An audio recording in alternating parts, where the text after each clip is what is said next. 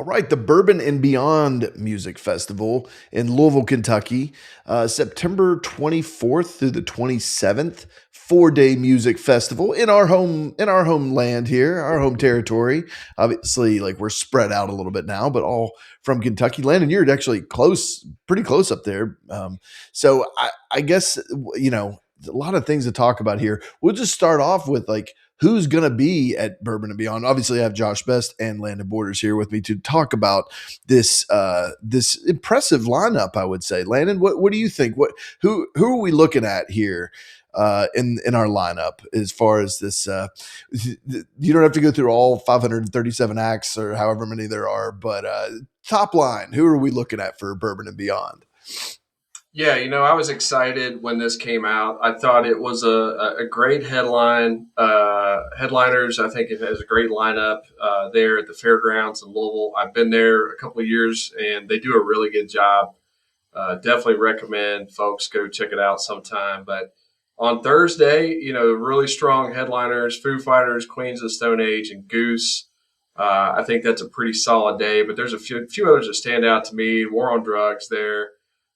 Four Non Blondes. I mean, okay, that's first indication that who they're targeting here at their demographic. But Gary Clark Jr., Joan Jett, and the Blackhearts, man, they're going to be there. Cheap Trick. I remember Josh had a Cheap Trick poster hanging up in his bedroom when he was growing up. Pretty sure that was Cheap Yeah. Trick. Langhorne Slim. Pretty good lineup here. Howie Day, Plain White Tees. What do you guys think about that Thursday lineup? That Thursday lineup is you're right. We know who we're going for here. I will say there are some. It's funny the ones that stand out to me that it's like, yeah, I definitely would want to go see those guys. I've never seen Queens of the Stone Age. That's super cool. I like. It's funny that they and the Foo Fighters are playing together. I feel like those bands are kind of like what would you call them? Sister bands or something? I don't know. Brother bands. They're They've entangled. did a lot of collaboration going on there. They're intertwined with each other.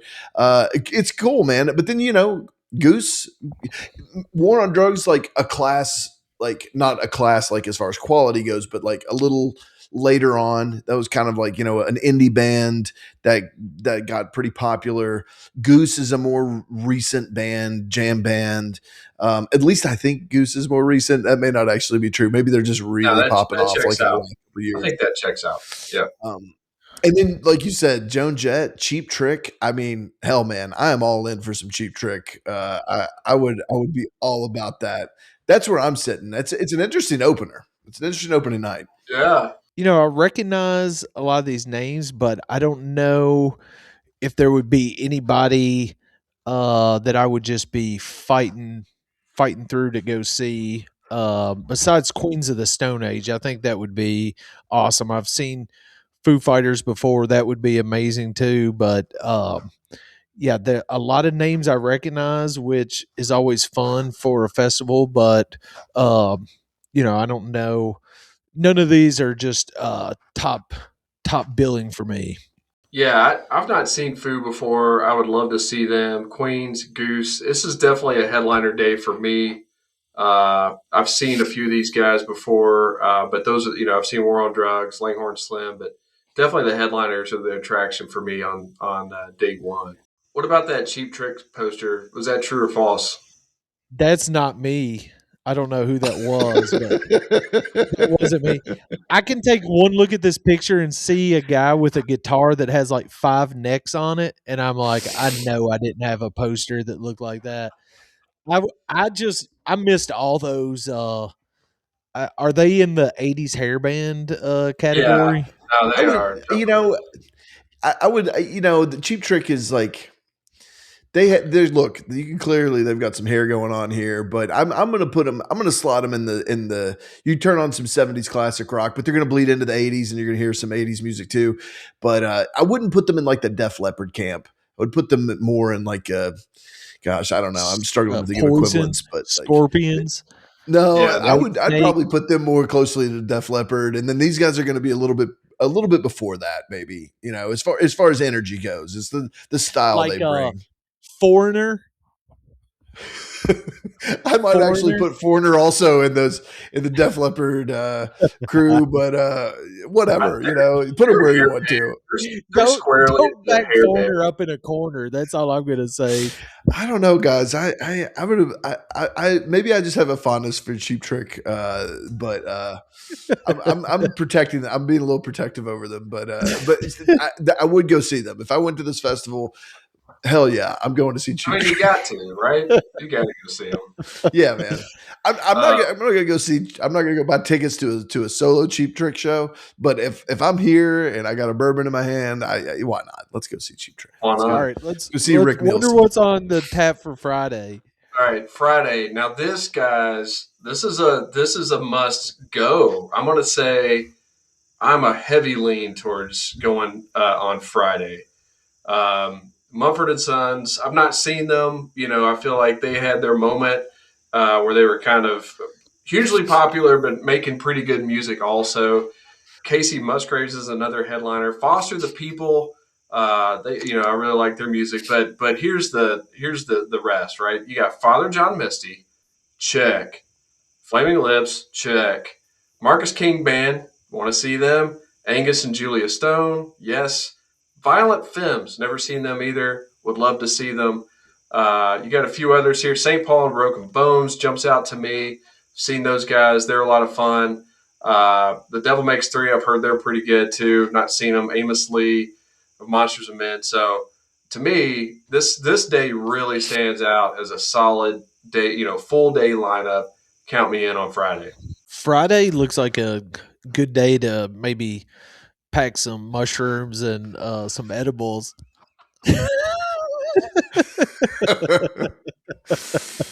Especially for that Flaming Lips show. Yeah, the Flaming Lips, man. I'm probably gonna be I might chill at the hotel for some of this and let you guys tell me how it goes. Elaine, I know you're a big Tillman guy. Father John Misty's definitely, and you know what? I've seen Father John Misty. I saw him here in Nashville. Puts on a good show. That's cool. Obviously, the Flaming Lips are gonna bring it. Um, Gosh, I respect Casey Musgraves. Marcus King can play. Um, yeah, I'm right now. I'm feeling the Thursday vibes a bit more. I've never been to Bourbon and Beyond. As somebody who's been there, as you're looking at this day, as my experience of going to Bonnaroo, when I look at all these people playing on one day, immediately I'm thinking, well, a lot of these acts are going to be playing at the same time. Is that the same thing with Bourbon and Beyond? Are you probably going to have to No, choose between some of these acts? I feel like they've really got it worked out. There's typically three stages, maybe four, but call it three that are actually in pretty close proximity. But the really clever thing they do is they have two main stages that are side by side. So what that does is they'll have somebody playing here for an hour, and then they'll have somebody playing here for an hour while this other band sets up. So like where Bonnaroo, feels like you're walking around forever. I feel like they've got it set up pretty nice here, where the three big stages, we'll call them, are all pretty close to one another, and they do a good job of not having conflicting play times. I've never had a problem in the past where I had to give up one band to go see another. It's really top notch, well done. The premises are pristine. The tents, the bourbon experiences are really cool.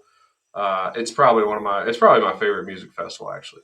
I heard really good things about the festival last year and that it was, highly attended and just wildly successful. And that, as soon as it was over, they were already making plans for the following year or selling pre-reserved tickets or something. So it sounds like it's a wild success. And, Seth and I have had conversations that we said we were never going to a music festival again. I'm kind of, with seeing this lineup and hearing your remarks, I'm kind of tempted of maybe attending this one.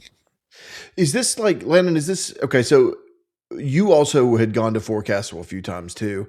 Is this sort of like that's obviously no longer a thing, but it was really cool and they would get amazing acts in. This is kind of I guess the natural successor to the Yeah, Forecastle I think Festival. so. And then plus they've upped the ante, right? I think the Mm, location for Forecastle wasn't great because it was kind of at the near the interstate, and you're walking under bridges and stuff.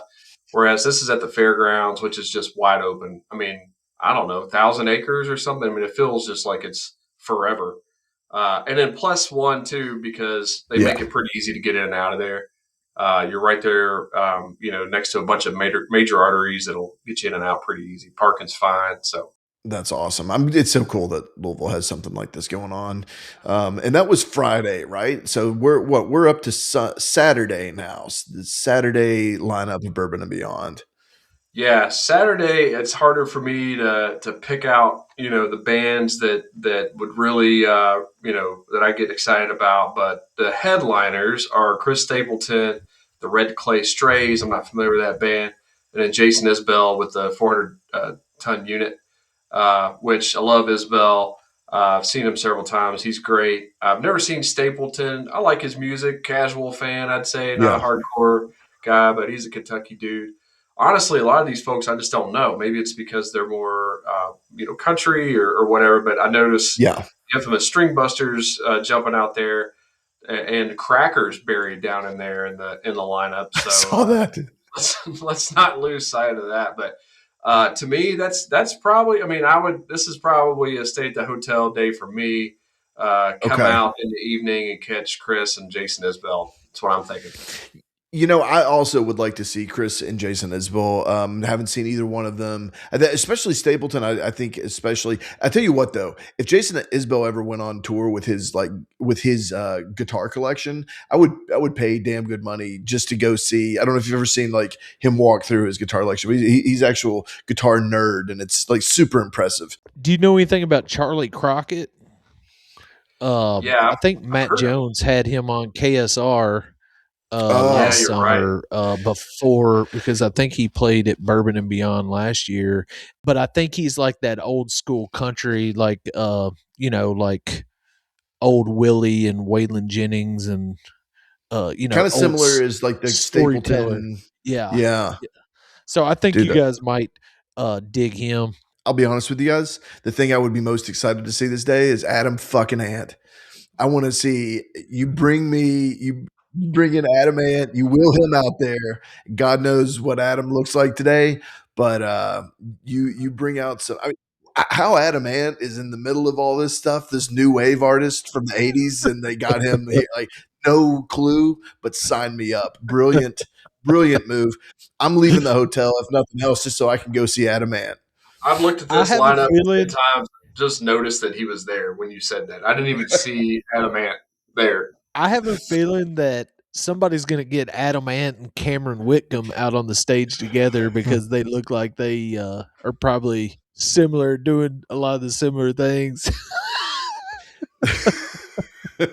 Yeah, and you're right. Cracker, poor Cracker.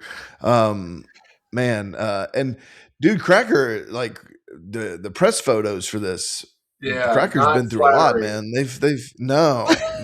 It's been a long road for Cracker. Oh, Squeeze. You would probably love to see Squeeze, right, Landon? That'd be a fun retro band to go see. I'm sticking to the hotel. Not so much. I'm gonna, Okay. what's this, September, Saturday, September. Okay, I'm probably watching football, Fair enough. grabbing a cold beer and just getting ready for the headliners that day. But Fair enough. Sunday, this is just tugging on 90s era heartstrings and guitar strings, clearly. But the headliners are Dave Matthews Band, Hootie and the Blowfish, and Counting Crows. Okay. I've seen Dave a bunch. And actually, the last time I saw him was probably my favorite. He played up here in Lexington at Railbird and actually did a really good job. I like Dave. I got kind of burnt out on him, but hats off to that last time I saw him. I've seen Hootie before. It's been years. I don't know. Are these guys touring now? Have they been touring? We just didn't know it. But I mean, if you didn't like Hootie in the '90s, like we got tired of Yeah, him you're after. lying.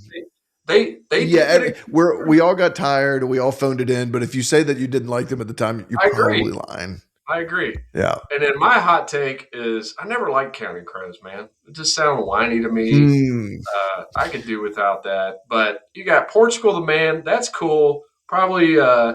one of the bands here and folks that kind of stand out. But here's like the '90s theme. You got Better Than Ezra.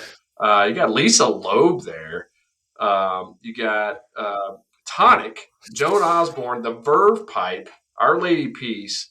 I mean, this is like total '90s throwback.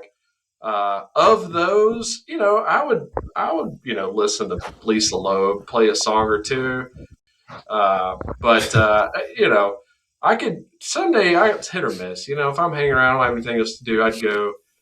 To me, Friday's the day. Friday's the day for you.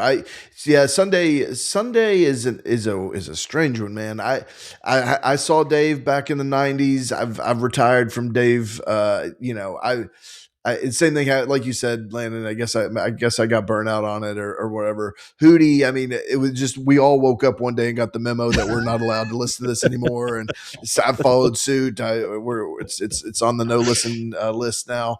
I tell you who I would really like to see of this. Sometimes this happens to me with these festivals with the undercards, but Jesse Wells.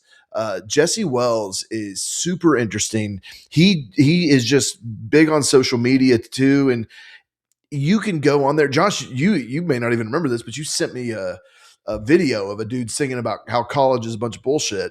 And it was just like this really clever, well written song. That was Jesse Wells. Like he writes these dense uh, folk songs and just gets up and plays them. And they'll be like social commentary, political commentary, but it'll be like really smart, well thought out stuff that's just clearly he's writing about something topical that's current, and he just kind of rips it off, and then the next day he's doing it again. And I don't know if he's like posting every day, but like a prolific guy and really interesting and just fun, like a lot of fun. I would be very interested to see Jesse Wells. Overall, Landon, I'm kind of with you. It's the day isn't as a huge of a draw as maybe some of the other days that we looked at, but there are a couple highlights in here that I could sink my teeth into. What about you, Josh?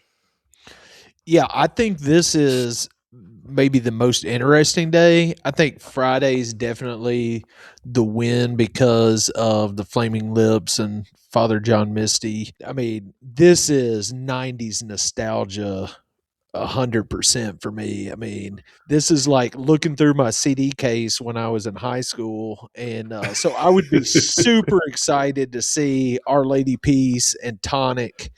I mean, I wasn't a huge Our Lady Peace fan, but I heard it every time I was riding in Sam's car, and Sam loved so it. Yeah. yeah, so I was much exposed, and I was a huge Tonic fan. I've probably got 3 of their albums, and Better Than Ezra. I had that deluxe album and just wore it out and knew every word. That was the album that had Good on it.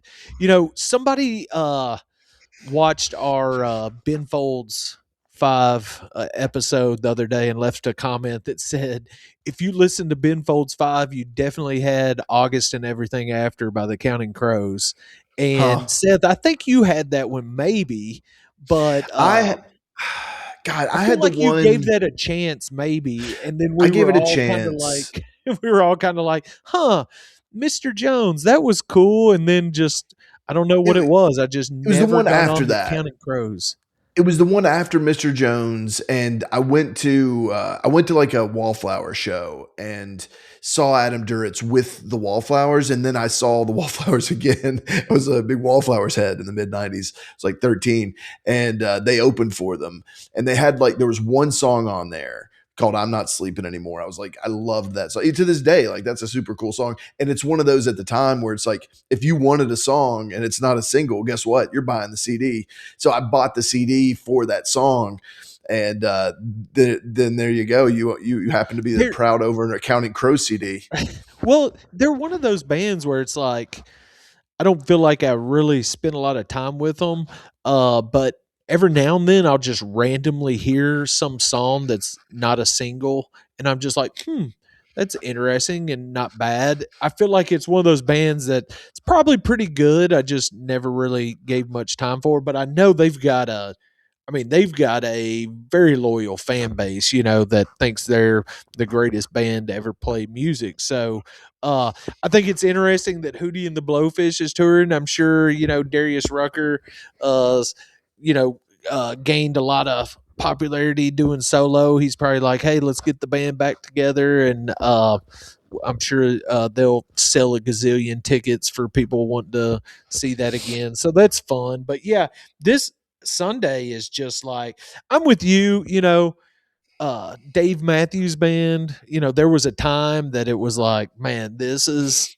as good as it gets. And then one day I was just like, I don't like these guys anymore. But Right. still, when I go back and listen to it, I'm like, you cannot deny some of those songs. And then, you know, because they had so many awesome musicians, I mean, their music is, I mean, they're getting down. So, you know, I probably if Dave's comes out on the stage and I'm still there, I'm probably gonna get down with some good old memories. But yeah, Sunday is like, let's take a stroll back to high school and remember all the uh the acts that we were listening to when we were in high school. So that's fun. It is fun. And I think it like the other thing is like, who's this for? Right. Like this is for us. Like this is for people in their 40s, people in their 50s, people 50s. like 50s, and they're they're wanting to cut loose and go out and just get as much bang for their buck as they can. I feel like that's the target demographic this year. And Atlanta, and I don't know if it's always the case that it skews towards that demographic. I think it does. I think that's fair, plus or minus. You know, I've seen Father John Misty there before, but definitely remember an awesome headline act from Pearl Jam that closed out one year, for example. So, I mean, I think this is their demographic. It makes sense because we're also the bourbon demographic. So, you know, Mm, it's our age. You know, the 40s, 50s, maybe late 30s, early 60s in there too. But they really got it figured out, man. You know, hats off. I think if we take a big step back and look at the sum total here of the 4 days, I think they put together a pretty good lineup. But yeah. for me, I'm probably doing the Friday show. I like what they're doing. I love that Louisville has this great theme, Bourbon and Beyond. I mean, it's good for the city. It's a cool lineup, cool mix of nice mix of things. I mean, there are younger artists there, probably a lot of people that we don't know that we're sitting here being like, yeah, who knows? It's just for old people, and who knows? Maybe those artists connect with younger folks. I don't know, but gentlemen, this has been fun. Bourbon and Beyond. We're going to talk about another festival coming up soon too, Shaky Knees. But this is a fun. I like this. I don't have to go to a festival. I just pop on a video call with you two and talk about festival lineups. I can get into this lane. So if you like this, give us a thumbs up. Tell us, are you going to go? Who would you want to see? And yeah, subscribe to the channel. Follow us out in podcast world, or do whatever, dude. I don't know. Like us, Fucking share it. like us. Thank you. Thank you. I almost crashed the plane and Josh saved it. All right.